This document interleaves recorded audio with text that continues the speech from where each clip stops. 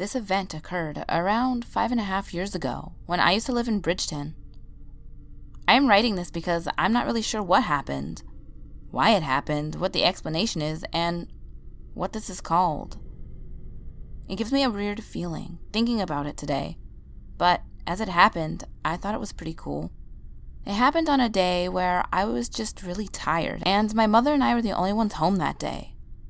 I was taking a nap on the couch, and when I woke up from my nap, it was a little after 6 p.m. I could see that my mom was on the computer off to the side of the room, and that the other side of the room, the big TV was on the Discovery Channel, and Deadliest Catch was on. So as you see, I do remember all of this quite well. So anyway, everything in the room looked okay, but the way I was viewing the room did not look right. I realized that I was not viewing my surroundings from where my eyes were located, because I was laying with my head down, like 2 feet off the floor. But I saw everything from way above that. I was seeing the living room from what seemed like the ceiling. I could tell it was about that high because I was looking down on things. I thought it was really weird, but cool at the same time. After a few minutes, this point of view stopped. I wanted to see if it would happen again, so I just kind of went back to sleep, for no longer than 2 minutes. I didn't think it was even 1 minute, and when I woke up again, I had that different point of view again. But of course, it went away after a short amount of time. I repeated this 10 times over and over, and it worked, but after around 15 to 20 minutes of this, it stopped and it wouldn't happen anymore. And it hasn't happened since. So, what is this? Can you guys please try to answer the questions I asked in the first paragraph? It would be so helpful. I'd also love to hear your opinions. Thank you. I was a regular at the camp for young actors every summer, called Pentecost Theater. It's a very lovely place, and everyone that was ever there was very loving and fun to be around. I made so many friends and looked up to so many of the other actors. We had the camp in 2 spots. Once in Pentecost Theater itself, and another time in the old Brewer High School. Both hold ghost experiences, and both are said to be haunted. In the theater, there is said to be 2 ghosts. One is a very beautiful woman that stayed around after her death to wander at the balcony where she sat in her life when attending the plays.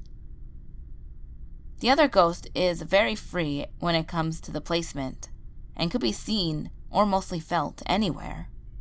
I'd been downstairs alone in the bathroom, and I remember wanting to run everywhere. I know when you're a kid you get scared, but I actually felt the need to run to people or away from where I was if I was alone. I remember feeling very uneasy in the bathroom, and hearing lots of scary sounds and other unexplainable things. My friend came in to grab her coat when she left in the theater area. She turned on the stage lights to go grab it when she looked up to the balcony. There stood the lady. She was very pretty, very early 1900s. She looked like she was looking down to watch a play and didn't seem restless at all. Of course, my friend didn't stay much longer after gathering her description. Those were the ghosts of the theater. Then we get to Brewer High, where my apparition story takes place. The high school is very old and had lots of people go in and out of it. It was a high school to parents, their parents, and their parents' parents. It's been around forever, and it's only natural to have a death or two. The one I saw was a girl that had passed away while attending. She was in study for acting, and she's been messing around on the balcony when she fell to her death. I'd been walking near the stair area. We aren't allowed to go on the other floors. Make a note of that.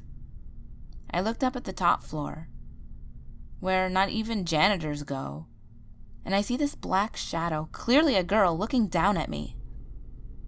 She seemed, and I got the feeling, she was curious about me, and why I was there, and was very harmless. Back in 1983-1984, I was attending a prep school up in Maine when I saw something that could not be reasonably explained.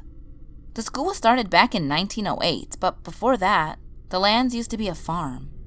I was housed in one of the dorms, Mass Hall, which was originally built in 1850 as the farmhouse. We had heard stories of at least 3 ghosts that were supposed to haunt the building. One was the farmer's wife, the other one was one of the hired hands, and the third was a former student. Now, this incident happened in December of 1983, just before Christmas break, and a group of 4 of us were studying for our midterm exams in one of the dorm rooms up on the 3rd floor. It was probably around 11:30 when one of my friends, call him Todd, let out a startled yell. We all looked up, and there was what I could best describe it, a glowing cloud in a vaguely human shape moving across the room. There were no real discernible features, but it did appear to be a human shape. We left the room rather quickly, and the person who was housed in that room spent the night in someone else's dorm room. We met and talked about it the next day, trying to find an explanation for the shape. At first, someone said it must have been the moonlight, but the shape definitely moved.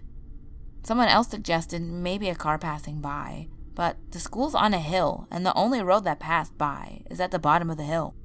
There is a driveway to the school, but the room is on the other side of the house that would not be hit by the headlights that were on the driveway, and besides, the room was on the 3rd floor. The room was part of the original farmhouse, where the hired help used to stay. He died after falling into the well one night. Could it have been him? A few other odd things have happened while I was at that school, which I will write about later, but there was something or someone in that place that was not part of the student body. I'm going to give you a brief description of the home where I grew up in, for those who may not have been told before. I lived in rural backwoods Maine all of my life until moving to Tucson. We had 2.3 acres of land, and it was covered in trees and old ancient leftovers. Now, the road I lived on, there were 2 graveyards. The dates went from undated to 1782 all the way up to 1995. Now, ordinarily, yes, very, very creepy. But what made it worse? I do believe I have mentioned this before, that it was the creepiest when the fog came in. I would never, and I mean never, go to my neighbor's yard, just into mine. As time went on, I have written a few stories that have gone on in this house. There was one with that spirit that loved hanging around. This was George. He was buried in one of the grave sites, and yes, we did research on him and found out so much good info.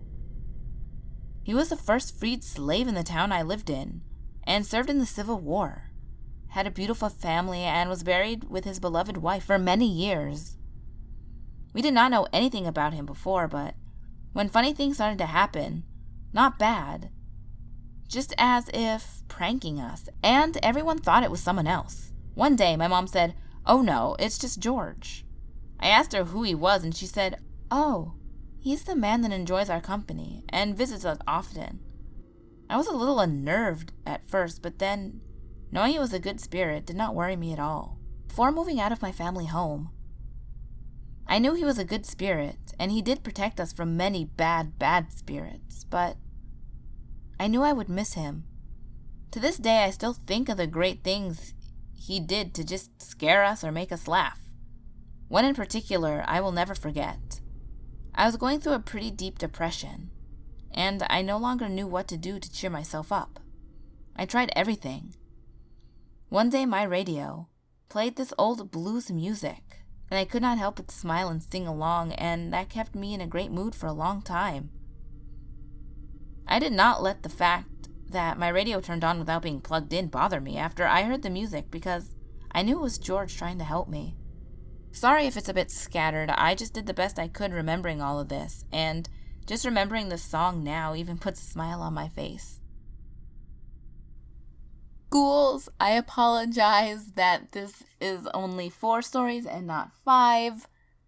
It has been very hectic for me lately. I've been going on showings and all of that kind of jazz. So it's just been... I got a Skype. It's just been really hard, trying to balance my preschool job and then my other job and now real estate and this. And I really wanted to get a video out for you guys. So I really apologize that there's only 4, but I hope... And they're short too. I have to go to showings, and I have literally no time to record anything ever. So I really apologize. I hope that I can get, a balance between all of this sometime soon. So yeah, I apologize. The secret word of the day will be, I don't know.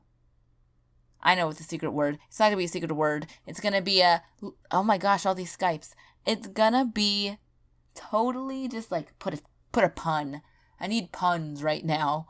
I need to be amused a little bit.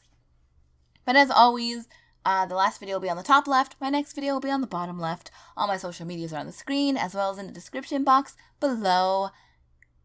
And remember, there's always someone or something watching you.